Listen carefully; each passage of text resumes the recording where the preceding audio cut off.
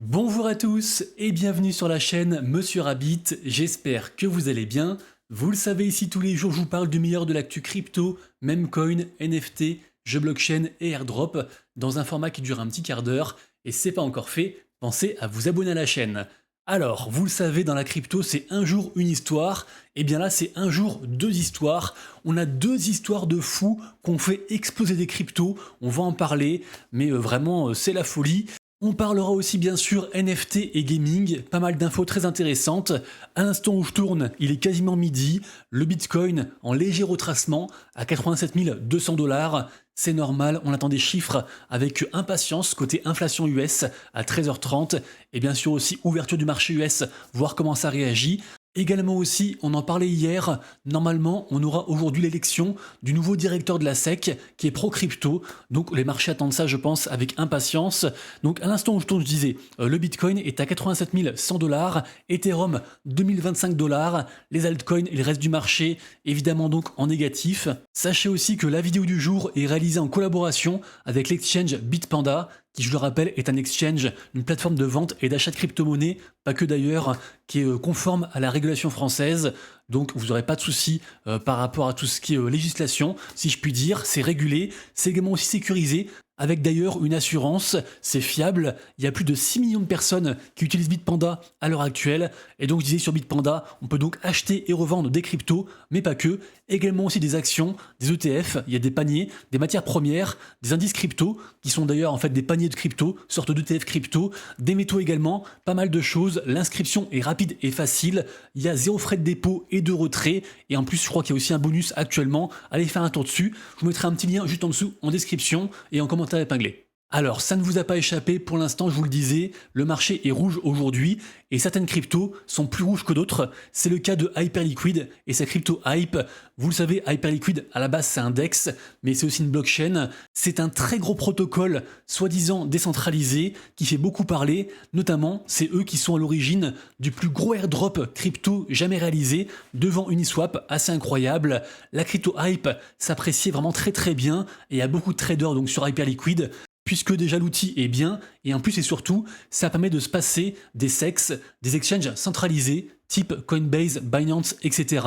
Le souci, c'est que Hyperliquid a eu, comment dire, différentes attaques dernièrement, et hier, une grosse attaque liée à un meme coin, le meme coin Jelly Jelly, un meme coin sur Solana issu d'une petite application, et en fait ce qui s'est passé c'est que on a donc un shorter, un trader qui a ouvert un immense short avec des millions de dollars, qui s'est auto-liquidé exprès et qui a en fait laissé la dette à Hyperliquid, engendrant donc une perte de je crois 12 millions de dollars, un truc comme ça, et en plus une réaction on va dire pas forcément très saine, puisque Hyperliquid a dû finalement délister la crypto Jelly Jelly pour éviter de se faire liquider, soi-disant après un vote décentralisé.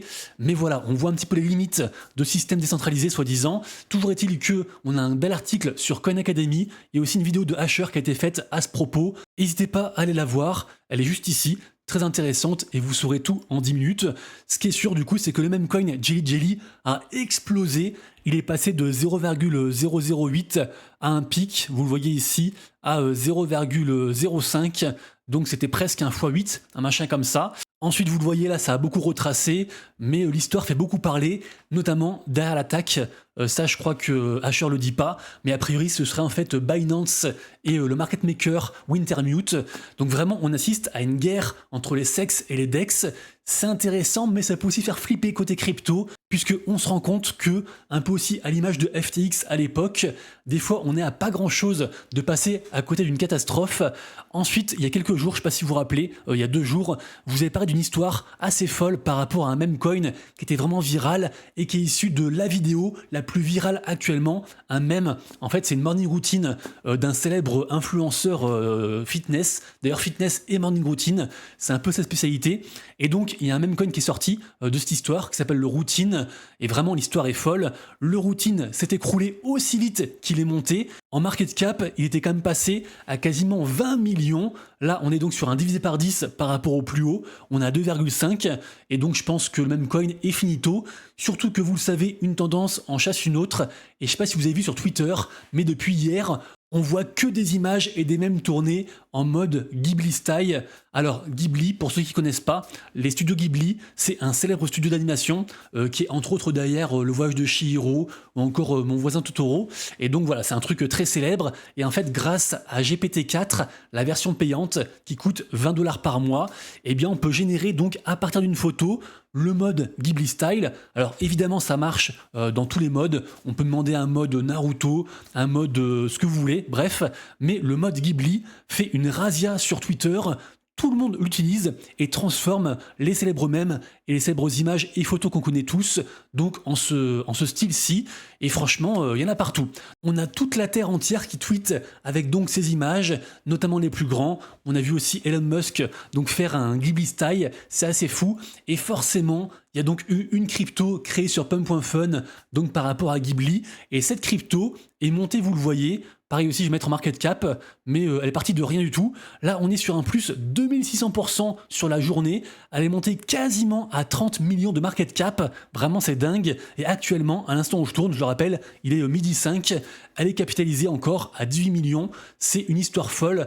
Je vous l'ai dit, dans la crypto, c'est un jour une histoire. Et ça se trouve, demain, on aura encore une nouvelle histoire avec un autre meme coin. Après, bien sûr, attention à vous, je le répète, vous le savez, pour 1000 meme coins, c'est 999 qui vont crever. Et donc, voilà, c'est très dangereux. C'est souvent high risk, high reward, mais quand même plus high risk, évidemment. Ensuite, on a des récompenses à choper sur Kaito. Alors, Kaito, je le rappelle, c'est un outil formidable qui a révolutionné la façon de créer du contenu sur Twitter, puisque, en effet, à la fois en tant que créateur de contenu, si les gens interagissent avec nos tweets, les likes, etc., eh bien en gros on gagne des points. Ces points s'appellent des YAP, Y-A-P, et en fait, suivant quel projet on a tagué dans son tweet qui est apprécié par la commu, eh bien en fait il y a un leaderboard par rapport à tous ces projets, et après les projets récompensent les gens qui sont bien classés, parce que ça veut dire que c'est des gens qui interagissent et qui créent du contenu de manière intelligente et pas des bots par rapport donc à leur projet. Et aujourd'hui donc on a une news assez incroyable, puisque Kaito a décidé, via son programme de récompense, de récompenser de 5000$ par semaine le top 50 des yappers, donc ceux qui font du contenu le plus viral, on va dire le plus aimé, également aussi le top 50 des yappers émergents, donc des nouveaux yappers, parce que je le rappelle, n'importe qui peut s'inscrire, hein, c'est gratuit, c'est ouvert à tout le monde, je vous mettrai un lien juste en dessous. Et donc voilà, 5000$ par semaine, ce sont je pense des gens comme par exemple Well.Souche, pour ceux qui connaissent, qui vont vraiment se farcir, les gros créateurs, ça va être une dinguerie. Je le rappelle aussi, bien sûr, Kaito a sa propre crypto-monnaie, donc le Kaito, qui s'apprécie encore pas mal, à 1,3$. On peut d'ailleurs aussi la stacker et avoir différentes récompenses. Et Kaito a aussi sa collection NFT. D'ailleurs, elle est, je crois, pas mal en plus aujourd'hui. Elle est sur un plus 16%, les Kaito Genesis, puisque forcément aussi ça apporte différentes récompenses. Mais vraiment, je pense que Kaito, en étant utilisateur de Twitter en 2025, c'est forcément un truc qu'il faut checker. Ensuite, autre système de récompense, autre airdrop par rapport à Magic Eden, donc la célèbre marketplace cross-chain, qui est disponible sur à la fois Solana, Bitcoin, Ethereum, Base, la Ape Chain, Abstract, Berat Chain, Monad, bientôt là c'est la testnet, Arbitrum, Sei, BNB et Polygon. Magic Eden qui est vraiment très simple d'utilisation, qui sert aussi de launchpad de lancement à différents projets NFT, donc très pratique.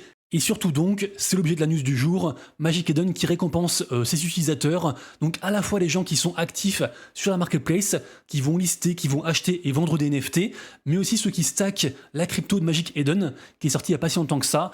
Pour l'instant, elle a pris quand même assez cher, hein. On est sur du 1,25$, capitalisé à 166 millions, et là je disais, récompense en avril, donc sur un seul mois, de 10 millions de tokens Magic Eden, donc en gros 12 millions de dollars, assez impressionnant. Après avoir, c'est tout débloqué et avoir les conditions. Mais voilà, si vous kiffez un petit peu les NFT, ce projet Magic Eden et sa crypto peuvent s'apprécier. Également aussi, alors ceux qui sont dessus se reconnaîtront, mais sachez que le mainnet donc de l'écosystème Walrus sort aujourd'hui. Et donc ceux qui étaient actifs sur la testnet, ceux qui ont fait les quêtes Galx, ceux qui avaient des NFT, forcément sont éligibles au airdrop de Wall. Donc n'hésitez pas à checker et à claim votre airdrop. La crypto Wall est dispo sur pas mal d'exchanges et DEX. De ce que j'ai vu, moi je suis pas éligible, mais les gens semblent contents et semblent avoir bien mangé sur ce airdrop.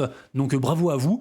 Ensuite, bravo à ce gars, donc cet artiste, Rip Cash, qui a réussi un exploit de vendre 64 NFT uniques 1 sur 1. Ils sont ici en mode premier arrivé, premier servi, pour la modique somme de 2,22 ETH chacun. Et donc, je le répète, il en a vendu 64. Franchement, l'art NFT n'est pas mort, c'est assez fou. Ensuite, vous le savez, tous les matins sur mon compte Twitter, je vous partage un petit récap de ce qui se passe côté NFT. Donc forcément, le marché NFT suit les cryptos. Et aujourd'hui, on est sur un moins 2,2%. Et sinon, je remarque que dans le top 3 des NFT qui font le plus de volume, Doodles peine à s'extirper des 3 ETH. Et pour rappel, Doodles, collection OG sur Ether, qui va sortir très bientôt son propre token, avec dans la direction artistique Pharrell Williams. Et vraiment Doodles, je trouve ça sous-coté à ces prix-là. Après, bien sûr, je peux me tromper. Seul l'avenir nous dira si on avait raison d'acheter à ces prix-là. Mais vraiment, 3,2 Ether, ça me paraît être une belle opportunité. En tout cas, un bon risk-reward par rapport à cette collection-ci. Et ensuite, par rapport à Azuki Elementals, qui est donc la 3e collection du groupe Azuki, j'ai pas trop compris pourquoi. Elle fait beaucoup de volume. Et je crois en fait qu'il n'y a pas vraiment de news. Et c'est juste des baleines qui se déchargent un petit peu de leur NFT. Et donc ça prend un moins 13%. Ensuite, dans le vert, on a Pitenians qui fait un plus 47%, puisque a priori, ils ont différents avantages par rapport à 2 gros projets qui vont arriver. Le premier, donc, c'est une blockchain qui s'appelle Fogo, que je ne connaissais pas, mais a priori, en étant holder de Pitenians, on a un rôle spécial dans Discord. Et le second projet, c'est un petit projet, c'est un projet NFT qui s'appelle The Prometheans. Et donc voilà, ça explique ce plus 47%. Également aussi, on a le métaverse des Bored Ape, enfin en tout cas les bestioles du métaverse des Bored Ape, parce qu'il y a plein de NFT, notamment les principaux qu'on appelle les lands, et les codas, c'est des bestioles qu'on pouvait trouver à l'époque sur les lands quand on était chanceux. Et donc c'est un petit peu l'asset le plus rare du métaverse des Bored Ape, des singes NFT de Yuga Labs. Et donc ils font un plus 32% aujourd'hui, avec un floor price, un prix plancher à 1,47 Ether. Et c'est vrai, on en parlait hier, qu'on sent un petit retour côté NFT Yuga Labs. Et donc ça fait plaisir. Pour le reste, je vous laisse voir, notamment les mints intéressants dans la journée selon moi, les nouvelles collections. Donc sur différents écosystèmes d'ailleurs, sur Somnia, sur Movement ou encore sur Ronin. Également aussi, j'aurais pu rajouter la collection Mad Lads sur Solana à surveiller, avec un floor price quand même à 55 sols. C'est quand même pas rien. Je le rappelle, pour moi, c'est la meilleure collection sur Solana. Vraiment, je kiffe. Et pourtant, je suis plus holder depuis déjà plusieurs mois. Et j'allais dire, en fait, Mad Lads ont commencé les récompenses donc par rapport à ceux qui sont holders. Je le rappelle aussi, Mad Lads, c'est la collection NFT du groupe Backpack. Et Backpack, c'est avant tout un wallet, mais c'est aussi un exchange. Et en fait, ceux qui ont donc des NFT Mad Lads sont éligibles à un rang VIP dans l'exchange avec différentes récompenses. Les gens pensent aussi bien sûr prochainement à une crypto et donc un futur airdrop. Et même sans ça, on le rappelle, Mad Lads a bénéficié de beaucoup de airdrops, de très gros projets, notamment pour n'en citer que un, Wormhole. Et donc je pense qu'à l'avenir, Mad Lads étant très bien vu, aura encore différents airdrops et pas que côté Solana. Ensuite, côté gaming, on en parlait hier, ça y est, le jeu Forgotten Universe, le MMORPG est sorti, est disponible, c'est ouvert à tout le monde, c'est un early access qui est dispo gratuitement. Et elle issue aussi bien sûr un mode play to earn, puisqu'on pourra donc gagner leur crypto XP. On n'a pas encore de date, mais c'est une crypto qui est très attendue. De ce que j'ai vu, les gens sont très contents donc de ces playtests, il n'y aurait pas trop de bugs. Donc n'hésitez pas à tester par vous-même et à me faire votre retour en commentaire juste en dessous.